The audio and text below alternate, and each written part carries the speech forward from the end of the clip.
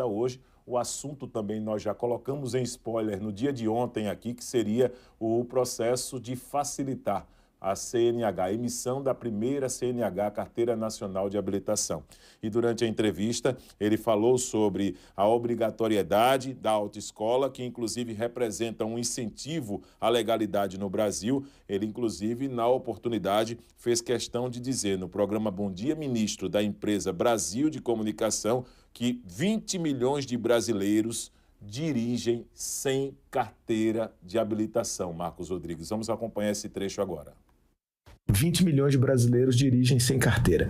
Isso precisa ser resolvido, porque a gente pensa que isso é um problema do mundo todo, mas não é verdade. Em poucos países do mundo há a obrigatoriedade do cidadão fazer um processo tão burocrático como aqui no Brasil, e é isso que a gente está procurando corrigir.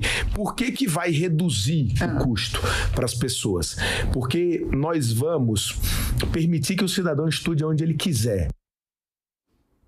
Tá aí, Marcos Rodrigues. Gostaria que você trouxesse primeiramente a sua análise sobre esses dados. São 20 milhões de brasileiros. Nesses dados, estudos feitos pelo ministro dos Transportes, Renan Filho, colocando que brasileiros estão dirigindo, 20 milhões deles, sem a Carteira Nacional de Habilitação. Eu acredito que seja uma projeção, Viderlan, porque se eles não têm registro, você não tem como fazer uma métrica, né? Então, consequentemente, eles estão aí no universo da irregularidade. Deve ser progressões a partir da idade, deve ser pela quantidade de veículos, não sei qual foi o método que fez o ministro chegar a esse número. O fato é que se sabe que é muita gente, tá? Ou aqueles que venceram também não renovaram, ou esses que ele diz aí que não tiveram a chance nem de tirar a primeira carteira e seguiram também na clandestinidade.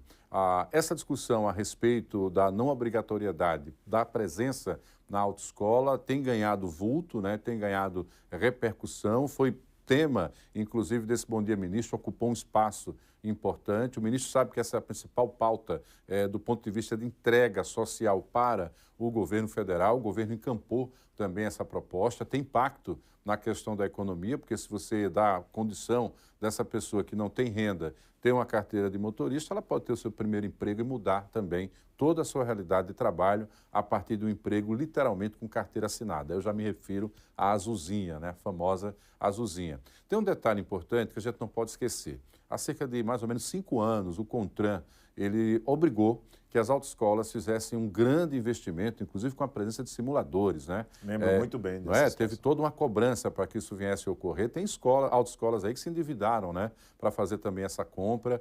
A colocação de câmeras também dentro dos carros para mostrar que estava tendo aula ali no período noturno, enfim, isso tudo foi exigido. E, à época, a recomendação técnica era para que se pudesse acompanhar de perto todo o processo de formação desse motorista, criando, inclusive, as condições reais, ou pelo menos próximas do ideal ou da realidade, para quando ele fosse encarar o trânsito. O que é que mudou em 5 anos? Segundo o ministro, a renda dos brasileiros que caiu, porque nesse período teve pandemia, coisas que foram afetando também essa questão econômica aqui no país. Outro detalhe que eu não sabia e que começa a ganhar repercussão é que a figura do instrutor, que a gente conheceu só na autoescola, ele também pode trabalhar de forma independente.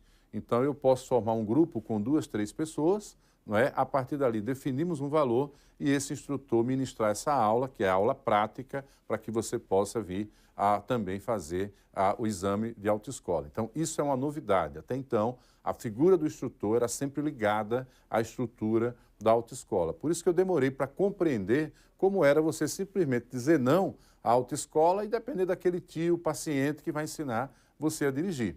É claro que a realidade do trânsito ela é muito maior. A gente tem cidades cortadas por BR e aqui em Maceió, aliás, no entorno, também temos isso em Maceió, mas também no entorno, aí na região metropolitana e no interior do estado, muitas cidades entrecortadas por rodovias estaduais, mas também por BRs. O fluxo é muito intenso. Vai lá ver o registro de acidentes. Quase sempre tem motociclista sendo, não é, esmagado aí por caminhões, quase sempre tem motoristas que estão tentando atravessar também, são atingidos. Quantas famílias não perderam entes queridos em situações como essa? Quando você vai ver, quase sempre essas pessoas não têm lá a carteira de motorista, ou seja, não sabem nem fazer a chamada direção preventiva. Eu estou aguardando ainda o reflexo disso no mercado, algum estudo que aponte que essa mudança não vai implicar numa queda na qualidade do motorista que nós teremos nas rodovias IALs, né, as BRs e as rodovias estaduais do país. Essa análise que você traz também nos leva a refletir também em alguns momentos, algumas autoescolas chegaram a utilizar simuladores, né, Marcos Rodrigues? Lembro muito caros bem. Equipamentos, caríssimos, muita tecnologia, estão pagando até hoje. Pois é, então, assim, muita coisa foi utilizada e pouca efetividade na visão do ministro. Ele coloca, inclusive, e ele defende muito isso, a uniformização das provas dos departamentos estaduais de trânsito. Ele, inclusive, utilizou alguns exemplos.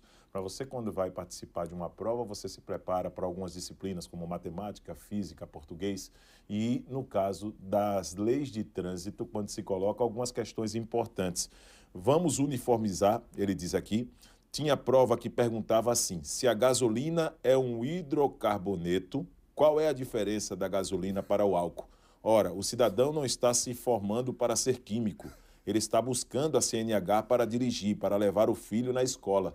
Foi o que ponderou durante essa entrevista o ministro dos Transportes, Renan Filho. E, de certa forma, Marcos, tem uma certa razão quando se faz uma observação dessa forma. Algumas perguntas não têm nenhum tipo de finalidade para o campo da prática que pudesse ser utilizada no dia a dia para os condutores, né? É verdade, Viderlan. Eu acredito que, a partir desses dados, né, já coletados também pelo ministro, possa haver uma condição de se preparar minicursos, né, ou aulas públicas, né, verdadeiros aulões aí, reunindo também essas pessoas que buscam essa formação para que a gente possa ter uma discussão mínima. Um conteúdo como esse, de fato, está completamente fora, possível, né, você não descontrair diante disso, está completamente fora aí da realidade do que é o próprio processo de aprendizagem, né? Muito mais importante que isso, a direção segura, compreender que você está diante de um veículo que ele só vai despertar ou desenvolver grande velocidade a depender do seu comportamento,